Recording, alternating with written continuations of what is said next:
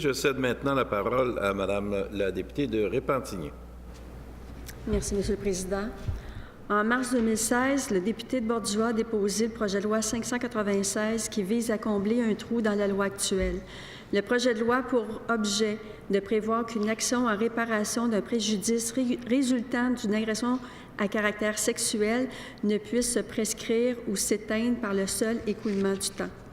Malgré tous les appels lancés par ma formation depuis 18 mois, le gouvernement a toujours refusé de modifier le Code civil du Québec. Pour de nombreuses victimes, les délais de prescription actuels les empêchent carrément de tourner la page et de repartir à zéro. Une victime agressée en 2009 et qui a connaissance des faits n'a plus de recours civil contre son agresseur pour obtenir réparation. Le gouvernement doit régler cette iniquité dans la loi pour les victimes agressées sexuellement avant 2010. Les délais de prescription ont été abolis dans plusieurs autres provinces et le Québec est une fois de plus à la traîne. Il est urgent d'envoyer un signal de soutien aux victimes en abolissant définitivement tout délai dans le système judiciaire québécois, comme c'est le cas en matière criminelle. Il n'est pas normal que toutes les victimes ne puissent se tourner vers les tribunaux. En éliminant une fois pour toutes cette barrière juridique qu'est le délai de prescription, bon nombre de victimes pourraient être incitées à dénoncer et obtenir justice. Une agression sexuelle est un traumatisme qui marquera à jamais la vie des victimes. Il est primordial de les encourager à dénoncer. Excusez-moi. Et je suis certaine que la ministre est d'accord avec ça. Je demande au gouvernement,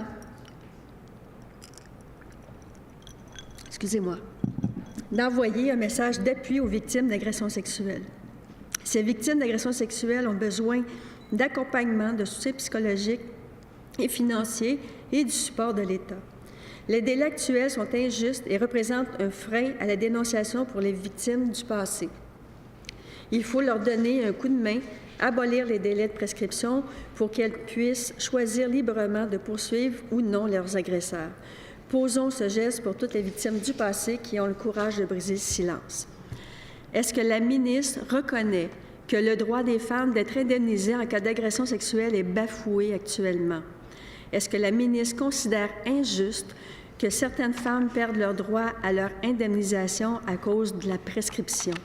Est-ce que la ministre reconnaît qu'il peut être long et difficile pour une femme d'entreprendre des démarches pour faire reconnaître une agression sexuelle et obtenir réparation et que la question des délais de prescription n'a pas sa raison d'être?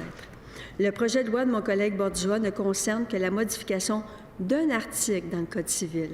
Est-ce que la ministre pourrait envisager d'intégrer les articles du projet de loi 596 en amendant son projet de loi 151?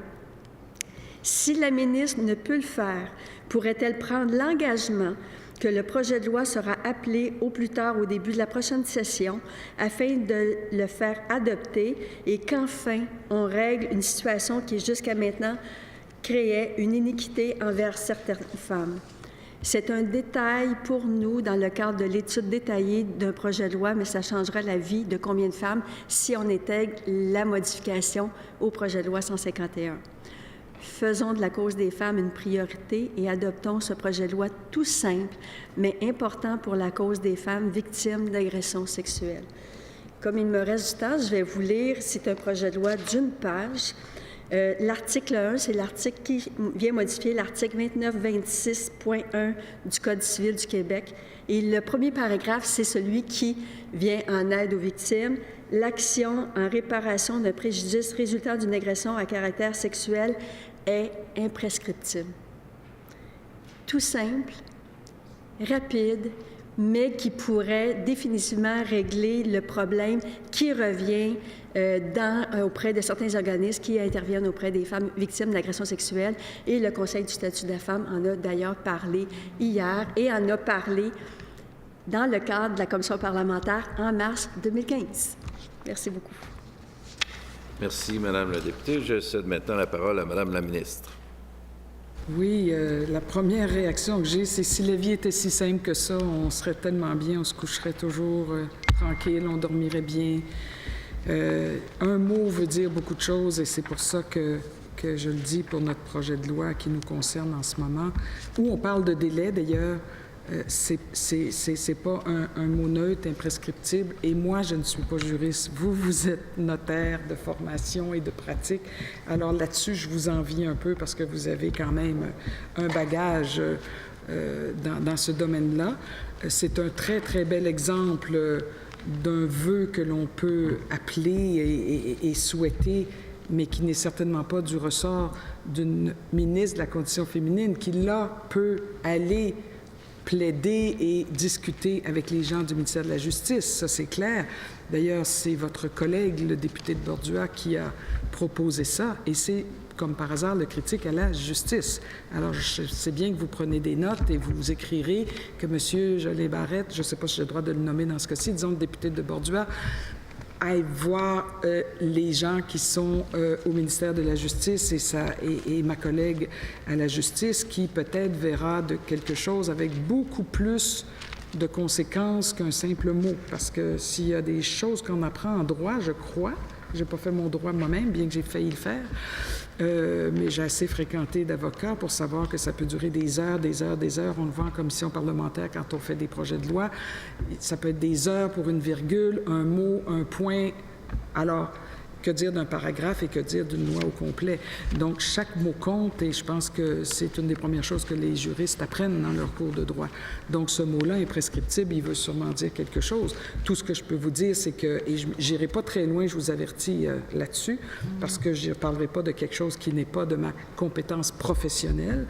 Depuis 2013, le délai de prescription pour les poursuites civiles où l'on demande réparation pour une agression à caractère sexuel, pour de la violence subie pendant l'enfance ou de la violence conjugale est passé de 3 ans à 30 ans. C'est quand même 10 fois plus comme délai. Alors, il y a eu quand même des avancées. Ce que ça veut dire, c'est que la justice et le code civil, je pense, puis là, je vous dis, là, je fais attention aux mots, là, et il y a des juristes qui réfléchissent à ces questions-là. Ce qu'on peut dire, c'est, étant donné tout ce qui est dans le discours public et social en ce moment, amène peut-être à une réflexion comme ça, et qu'on peut demander aux juristes de se pencher sur ces questions-là. Dans le forum que j'organise, il y aura un volet juridique aussi. Alors, voilà ce genre de lieu où ça ne coûte pas un sou, c'est pas de l'argent là, que vous dites qui manque, c'est une mesure du Code civil qui, vous dites, un mot, vous l'avez beaucoup dit, changerait énormément. Alors, j'imagine que ce genre de discussion a des lieux précis de gens très compétents où c'est pas parce que tout le monde est avocat que tout le monde s'entend sur la même façon de voir le Code civil. Mais je pense que c'est un sujet que vous pourriez regarder et je ferai le message à ma collègue de la justice que nous en avons parlé ce matin et que c'est un sujet qui revient ou est dans une certaine actualité par rapport à tout ce que nous vivons. Ça, je m'engage à lui dire.